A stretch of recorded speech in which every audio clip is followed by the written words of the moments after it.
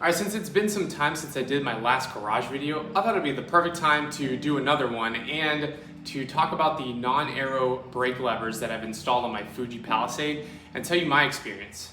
Now, I've always been fascinated by non-Aero brake levers. I've always loved the look of them. They just look so classy and traditional, and I've always wanted to try them, but they're so hard to find in either good condition or with the original hoods, or not an astronomical price. That's when I stumbled across these new old stock Diacomp 204 non-Aero brake lever model on eBay, and I scooped them right up. Just to add another tiny detail, obviously I'm not of that age where I have a nostalgic attachment to these, so I necessarily wasn't going to make unreasonable compromises if they weren't going to be up to my standards of what I wanted.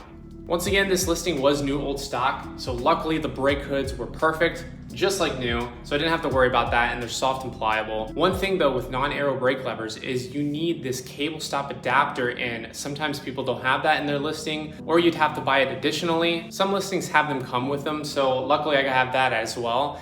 And even though they're installed right now, you could probably just Google online what those cable stops look like, but you do need them to work with modern cable housing and the cables. But when these arrived, I'm glad I had the cable stop, so I was ready to install them. One of the first things I really noticed was the shape of the hoods. As you can see here, it actually just kind of goes flat and stops. It doesn't curve upward to make it a more seamless feel like the newer Aero brake levers. Here's an example of my Suntour Cyclone 7000 Aero brake levers where it does have that curve and it makes it more of a flat feel on top of the bars. And as you can see, it fits so much better and your hand conforms to it quite nicely.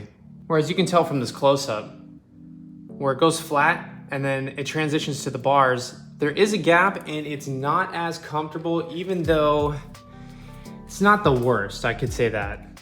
See, I used to have these Shimano Aero brake levers on this before I put the Diacomp on, and they just fit so much better with these traditional drop bars. And the reason I bring that up is because we have to rewind real quick about installing these. No matter what angle you put these at, you're not going to achieve the flat top hood area. If you put them too low, the curvature of the drop bars, you're going to feel it even more. And if you put it too high and it's sticking up like this, well, we've all seen those photos where you see someone do a bike build and their hoods are way too high. So I did the traditional way of installing them pretty much even with the bottom of the drop bars, and that's how I achieved this specific angle.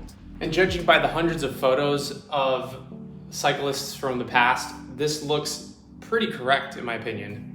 And with these non-Aero brake levers, 99% of them are not going to come with a spring return built into them. I think there's only one pair that I'm aware of is the Shimano 600 non-Aero version, where there is a spring return built in and it doesn't need the cable stops. But good luck with finding those in great condition and not having a ridiculous price. But yeah, the return action is going to be due to the brake caliper itself, and since these are period correct, the Suntour Superb brake calipers have a really strong return spring. So honestly, I can't tell the difference between Aero brake levers with built-in return springs and these with the return spring action coming from the calipers. And honestly, that detail doesn't really matter to me because my Suntour 7000 brake levers are the Aero version and they don't have a return spring built in and they feel great. I think really the first detail that kind of made me notice, hey, maybe I don't like these, was the installation nut. It's actually a flat head. It's not an Allen key, which is the most secure, and I actually cannot stand flathead and Phillips head. I think they're terrible systems, but that's for another time. But these, I needed a flathead screwdriver, so already that didn't feel like it was gonna be the most secure. But what I did was I took my flathead screwdriver, stuck an Allen key in there, and that's where I was able to get the most torque and just pushed really hard, making sure I didn't strip the mounting bolt. And I promise I won't go off on a tangent, but the flathead can walk itself out when you're trying to tighten something or loosen it, which could also lead to stripping as well. So another detail, I don't like it, but I'll move on. All right, so once they were installed, I think one of the coolest things of a non-Aero brake lever is you can just install the tape. You don't have to worry about putting the cables under the bar tape. So that was actually kind of cool to just go ahead and put the tape on. However, these are new old stock, they're soft and pliable rubber hoods, but I can't flip these back like my other Aero brake hoods. So that was a big struggle, and it's still, I'm scared to just push it really hard, but these do not feel like they're gonna fold back like the traditional way, and I don't want to split them. Now, in my opinion, I don't believe modern bar tape with how thick it is works with these old school non-Aero brake levers. I feel like once you get to the hood, it's just too tight to tuck the bar tape under the rubber hoods without it deforming and also causing this. I tried to wrap these as tight as possible around here, but it wound up pushing the hoods forward, and now it creates this gap here that wasn't there before installation. So I really struggled with putting these on, trying to make them as thin as possible.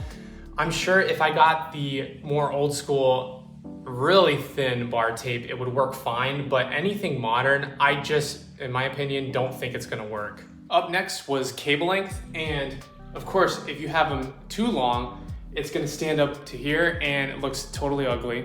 And if you have them too short, this will happen. You're gonna wind up with the cables pulling a little too hard, which could cause a bend where the exits are, which inevitably it will cause a loss in braking performance. Now with the front brake cable, it just goes up, straight down, and you're done. But with the rear brake cable, you wanna make sure that the cable length is correct where it causes a smooth transition up and then into the cable guides, because if it's too tight, once again, it will cause braking performance loss if there's a bend or a pinch spot. And obviously it's a given to make sure this is smooth transition as well. And that's another detail too that I don't like. The curvature of the cable going into the cable guide, towards the bottom here, it's at an angle that I don't like the look of it, but it totally works fine. I haven't had any issues with it. But with Aero brake levers, the cable travels out and exits here, and there's less of an extreme angle to travel to the back caliper. But then if you don't set the cable up right, you can't get to it without unwrapping the bar tape. So again, that's a plus with the non-Aero brake levers. If you have braking problems, you can diagnose them pretty easily.